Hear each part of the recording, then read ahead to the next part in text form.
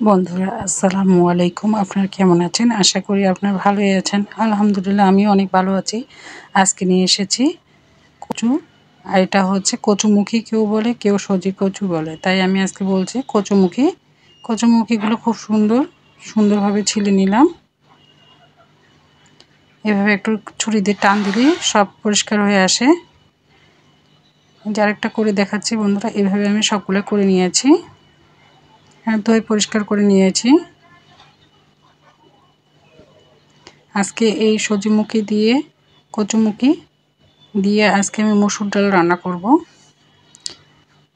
কচুমুখীগুলো দিয়ে দিচ্ছি।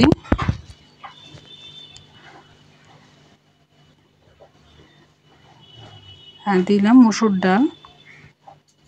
বন্ধুরা এভাবে যদি একটু প্রেসার কুকারে কম সময়ের মধ্যে রান্না করেন, খেতে কিন্তু অনেক ভালো লাগে। সম্পূর্ণ ডালগুলো দিয়ে দিলাম। এখানে 1 কাপ মসুর ডাল নিয়েছি। দিলাম পেঁয়াজ কুচি, দিলাম কাঁচামরিচ কুচি,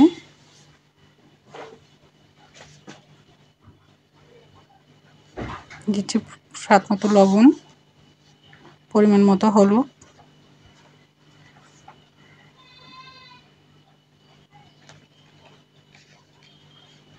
দিব তেল। অল্প পরিমাণে তেল দিব, পরে আবার দিব একটু, দিয়ে ভালোভাবে একটু মেখে নিচ্ছি।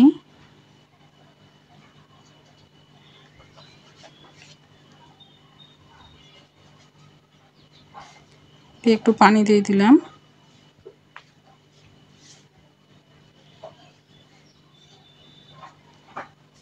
পানি দিয়ে এখন প্রেসার কুকারের মুখ লাগিয়ে দিব, দিয়ে গ্যাসে বসিয়ে দিয়েছি। আপনারা চাইলে পাতিলেও রান্না করতে পারেন, আমি প্রেসার কুকারে দিয়েছি। অল্প সময়ের মধ্যে আমার সবজি আর মসুর ডাল সিদ্ধ হয়ে গেছে 5 মিনিটের মধ্যে। দেখুন বন্ধুরা, ডাল একদম চিহ্নই নেই, সব ডাল সিদ্ধ হয়ে কত সুন্দর হয়েছে।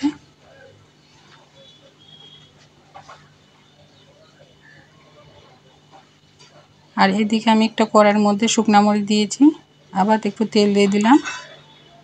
কড়াইয়ের মধ্যে আগে একটু তেল ছিল, এখন আবার তেল দিচ্ছি। আর শুকনা মরিচ 2টা চিড়ে দিয়েছি ফোড়নের জন্য। দিলাম রসুন থেতো করা,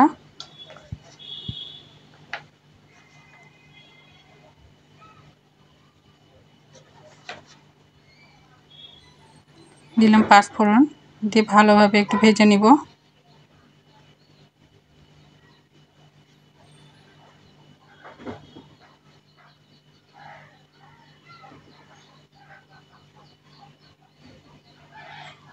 লাল করে একটু ভেজে নিতে হবে।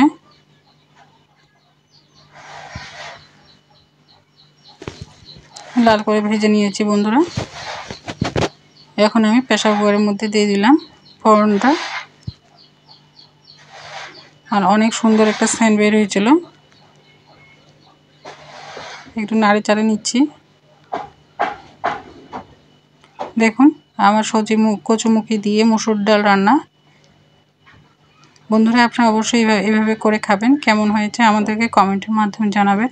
আসসালামু আলাইকুম। আপনি ভালো থাকবেন সবাই।